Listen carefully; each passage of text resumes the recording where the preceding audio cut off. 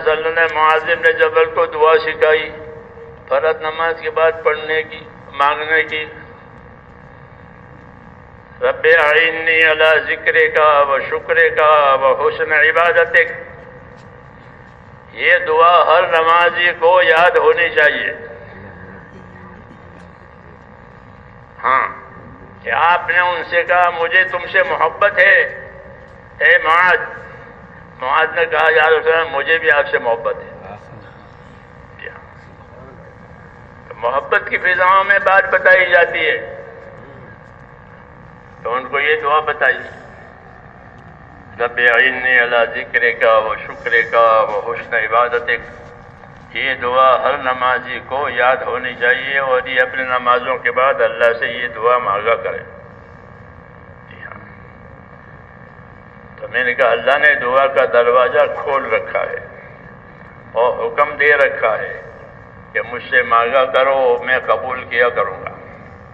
ہاں، یہ کہا کہ تم دعا مانگو، ادعونی استجب لکم، مجھ سے دعا مانگا کرو میں قبول کیا کروں گا. تو قبول کرنے کا وعدہ کیا ہے. ہاں،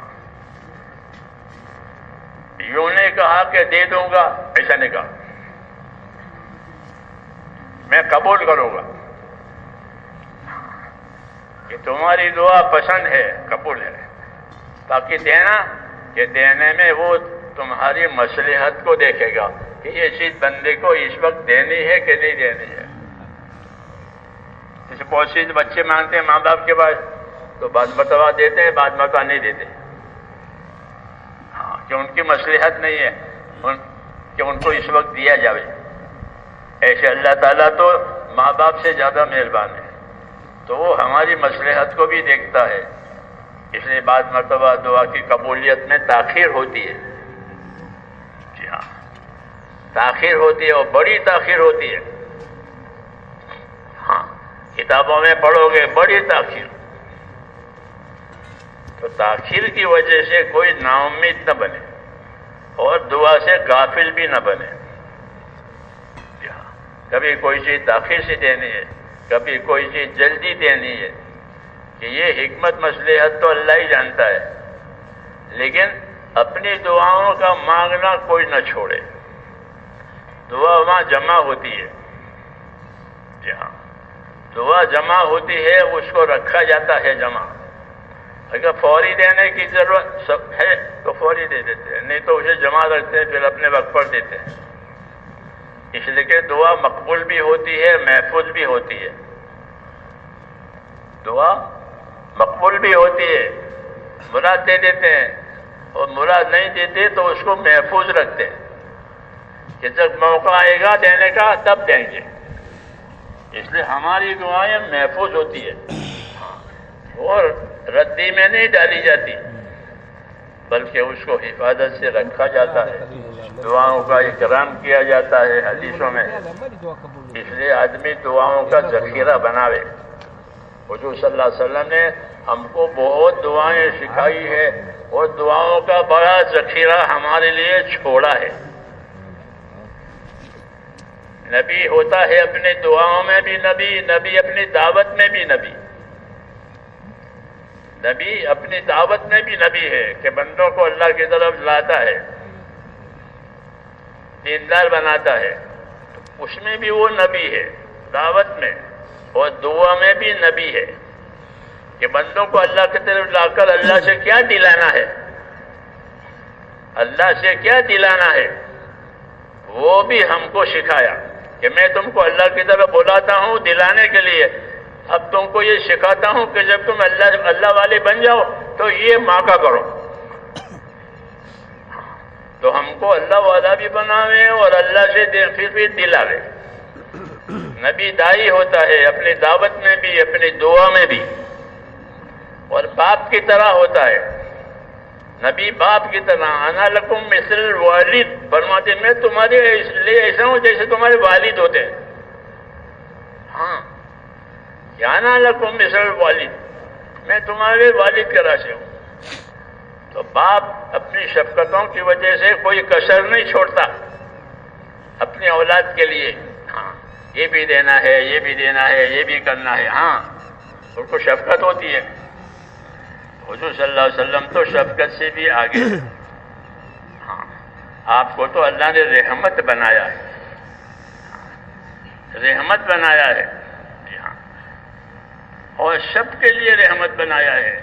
وَبِالْمُؤْمِنِينَ رَءُوفٌ رَحِيمٌ، اور مومن کے لیے خاص طور سے کہ مومنوں کے واسطے ہمارا نبی بہت مہربان ہے، بڑا رحم کرنے والا ہے ایمان والوں کے لیے. ہاں، کہ دنیا میں بھی ان کی رحمتوں کے اثرات پہنچیں گے اور آخرت میں آپ کی رحمتوں کے اثرات پہنچیں گے ایمان والوں کو خاص طور سے.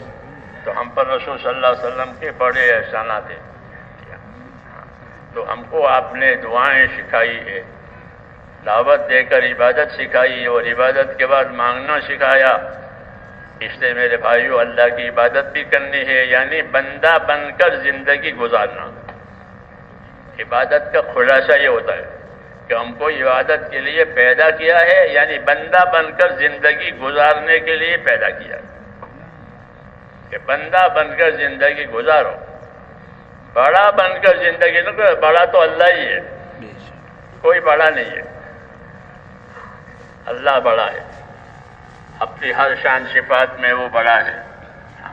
اور ہم اس کے بندے ہیں، ہم اس کے غلام ہیں، ہم اس کے محتاج ہیں. جی ہاں، اور انہوں نے ہماری ہر حاجت کو پورا کرنا اپنے ذمے لیا ہے اور بتایا کہ میرے سارے خزانے تمہارے لیے ہیں. ہاں، میرے سارے خزانے تمہارے لیے ہیں. ہاں، بہت سے خزانوں کھول دیے ہیں دنیا میں، اس کا نفع آ رہا ہے، اور بہت سی چیزیں اللہ نے، بہت سی نعمتیں ابھی بند کر کے رکھی ہیں کہ وہ ایمان کی برکت سے آخرت میں دیں گے. 100%. ابھی تو 1% ظاہر ہوئی ہے اور ابھی باقی ہیں. جب آخرت میں جائیں گے تو ان کے ایمان کی برکت سے 100% نعمتیں ان کو دیے جائیں گی. یہ بشارتیں ہیں. اس لیے اللہ کی طرف توجہ کرنی ہے، اللہ کی طرف توجہ کرنی ہے، اپنے آپ کو بندہ بنا کر چلانا ہے اور پھر اللہ تعالیٰ سے مانگتے رہنا ہے کہ اللہ سے مانگا کرو. دعا عبادت بھی ہے اور دعا حاجت بھی ہے. ہاں، اللہ سے آخرت بھی مانگو، اللہ سے دنیا بھی مانگو، اللہ سے اچانک کی خیر مانگو. حدیث شریف میں ہے کہ اللہ سے اچانک کی خیر مانگو کہ مجھے اچانک خیر دے دے. آدمی کتنا خوش ہو جائے گا کہ اچانک کی خیر آ گئی. ہاں، کہ اللہ سے اچانک کی خیر مانگو اور اللہ سے اچانک کے شر سے بچنے کی دعا مانگو کہ میرے اوپر کوئی شر، کوئی بلا اچانک نہ آوے، لیکن خیر میرے اوپر اچانک آوے. ایسی تعلیم دی ہے دعاؤں میں. کیوں کہ آپ اپنی دعوت اور تبلیغ میں بھی نبی ہیں اور اپنی دعا میں بھی نبی ہیں. ہاں، اس لیے ہمارا تعلق اللہ سے بندگی کا ہونا چاہیے اور ہمارا تعلق اللہ کے نبی سے اتباع کا ہونا چاہیے. یہ دعوت ہے کہ اللہ سے اپنا تعلق عبادت اور بندگی کا رکھو. اس نے ہم کو عبادت کے لیے پیدا کیا ہے. وما خلقت الجن والانس الا ليعبدون، میں نے جن کو اور انسانوں کو صرف میری عبادت کے لیے پیدا کیا. یہ اصل ہے کہ عبادت کے لیے حیات دی ہے. عبادت کی ذمہ داری ڈالی ہے اور روزی کی ذمہ داری اللہ نے خود لی ہے کہ روزی میں دوں گا. ہاں، تو روزی کی ذمہ داری لی ہے اور حیات دی ہے اور عبادت کی ذمہ داری ڈالی ہے. اس لیے نبیوں کو بھیج کر کے اللہ تعالیٰ نے اپنی عبادت کا یہ موضوع اور مضمون اس کو خوب سمجھایا ہر زمانے میں، تاکہ انسانوں کا ہر طبقہ اپنی زندگی کو سمجھے کہ میری زندگی کیسی ہونی چاہیے، کہ اس کی زندگی بندگی والی ہونی چاہیے، اس کی زندگی عبادت اور بندگی والی ہونی چاہیے. ہاں، وہی اصل زندگی ہے. زندگی بے بندگی شرمندگی، زندگی بابندگی خورشندگی.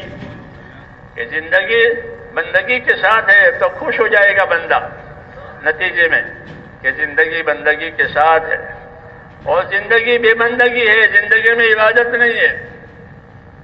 کہ یہ شرمندہ اور پشیمان ہو جائے گا. ہاں، یہ ضابطہ ہے کہ زندگی بے بندگی، شرمندگی، زندگی پابندگی، خورشندگی، کہ زندگی بندگی کے ساتھ، عبادت کے ساتھ، کہ اچھا انجام آئے گا، اچھا نتیجہ آئے گا، خوش ہو جائے گا، اور وہ خوشی ختم ہی نہیں ہوگی. جی ہاں. اور اگر زندگی میں یہ بات نہیں ہے تو ندامت اور پچھتاوا اتنا ہوگا کہ ہاتھ کاٹ کھائے گا. ہاں، لیکن فائدہ کچھ نہیں ہوگا، حسرت ہی حسرت ہوگی. جی ہاں. کفر کے ساتھ حسرت ہے، ایمان کے ساتھ برکت اور بدلہ ہے. یہ ضابطہ ہے اللہ تعالیٰ کا کہ کفر کے ساتھ حسرت ہی حسرت ہے، پچھتاوا ہی پچھتاوا ہے، اور ایمان کے ساتھ بدلہ اور برکت ہے کہ ایمان کی وجہ سے بدلہ بھی دیا جائے گا. ہاں، اور ایمان کی وجہ سے برکت بھی دی جائے گی. دنیا میں برکتیں دیں گے اور برکت دے کر کے مسائل کو اور مشکلات کو آسان کریں گے. جی ہاں.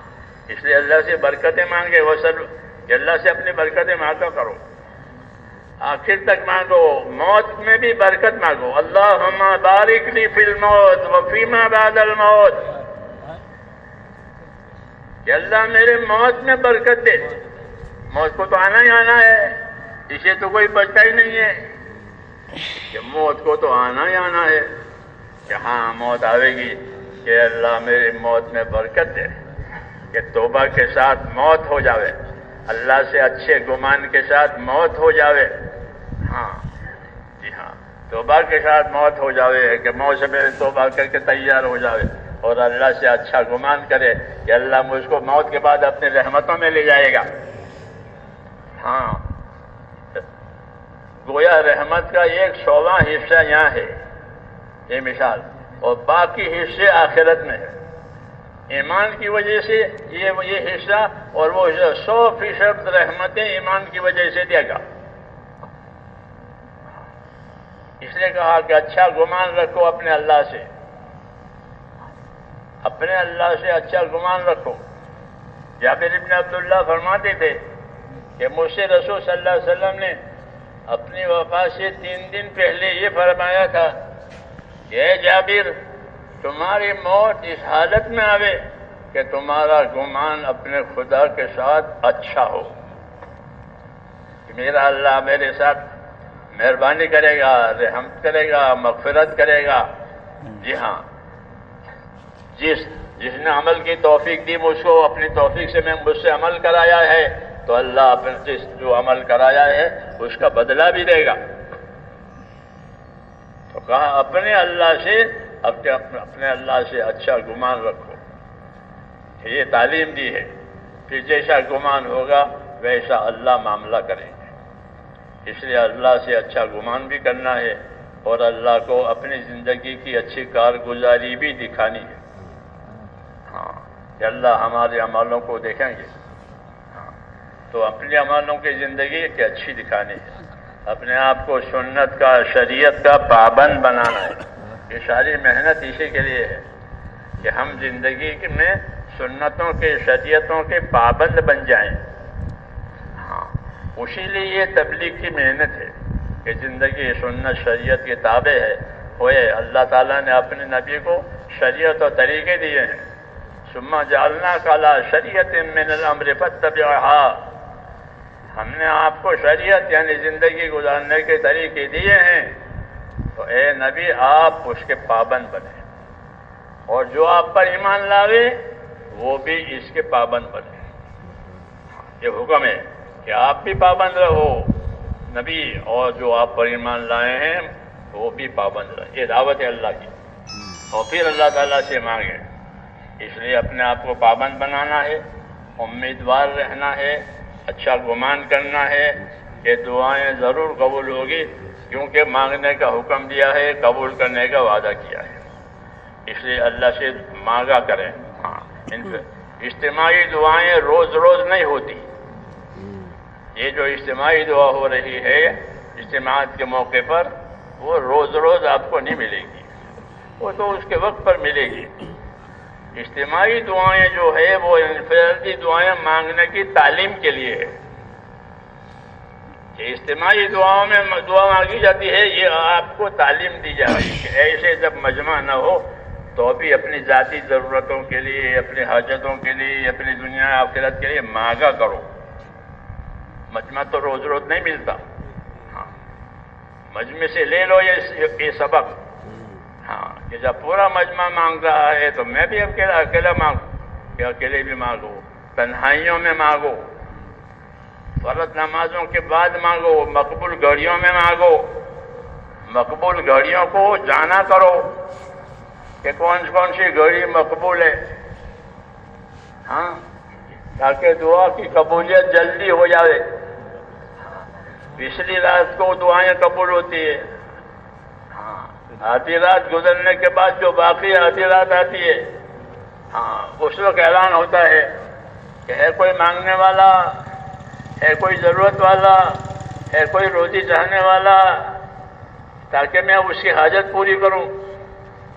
ہاں اللہ کی طرف سے اعلان ہوتا ہے پچھلی رات کو، ہاں جو نیک بندے ہوتے ہیں وہ اٹھ جاتے ہیں، ہاں کہ ہے کوئی کہ جی ہم ہیں مانگنے والے، حاجت والے، ہاں تو پھر اللہ ان کی حاجت پوری کرتے ہیں۔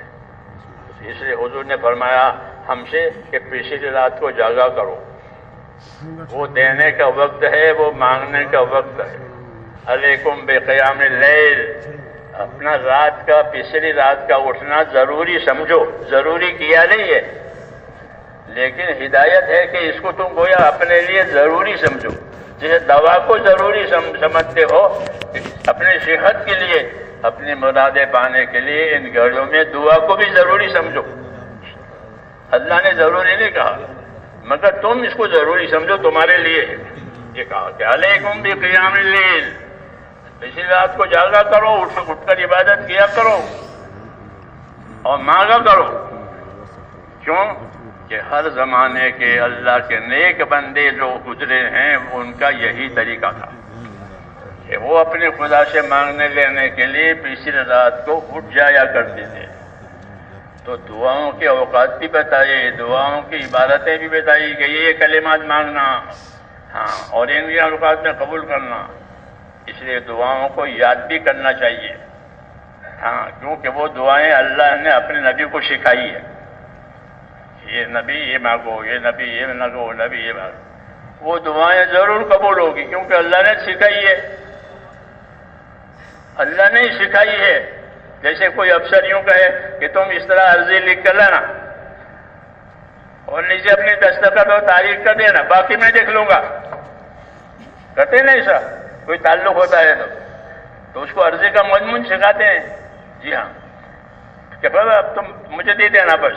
تو ایسے ہی اللہ نے اپنے نبی کو یہ ساری عرضیوں کا مضمون سکھایا ہے کہ اس طرح کا مضمون ہے کرنا، پھر میں دیکھ لوں گا تمہاری حاجت پوری کرنے کے لیے کس وقت پوری کرنی ہے، کتنی پوری کرنی ہے، یہ میں دیکھوں گا۔ یہ نظام ہے اللہ تعالیٰ کا، اس لیے دعائیں اللہ کا بڑا انعام ہے۔ اور دعا مانگنے کی جس کو توفیق ہو گئی وہ خوش ہو جاوے، جس کو دعائیں مانگنے کی توفیق ہو وہ خوش رہے کہ میرے اوپر انعام کا دروازہ کھل گیا ہے۔ کیوں کہ مجھے دعا مانگنے کی توفیق ہو گئی۔ تو ایسا تھوڑا کہ دعا منگوائیں گے وہ نہیں دیں گے، کہ ایسا نہیں ہوتا۔ اس لیے علماء کہتے ہیں کہ جس کے لیے دعاؤں کے دروازے کھل گئے اس کے لیے قبولیت کے دروازے کھل گئے۔ اس لیے ہر امتی کو دعا والا بننا ہے، ہر امتی کو دعوت والا بننا ہے، ہر امتی کو عبادت والا بننا ہے، اور پھر کہ بھائی اللہ سے مانگتے رہنا ہے، اور امیدوار رہنا ہے۔ ابشروا واملوا ما یسرکم، بشارتیں لو، فضائل سنو تاکہ شوق پیدا ہو۔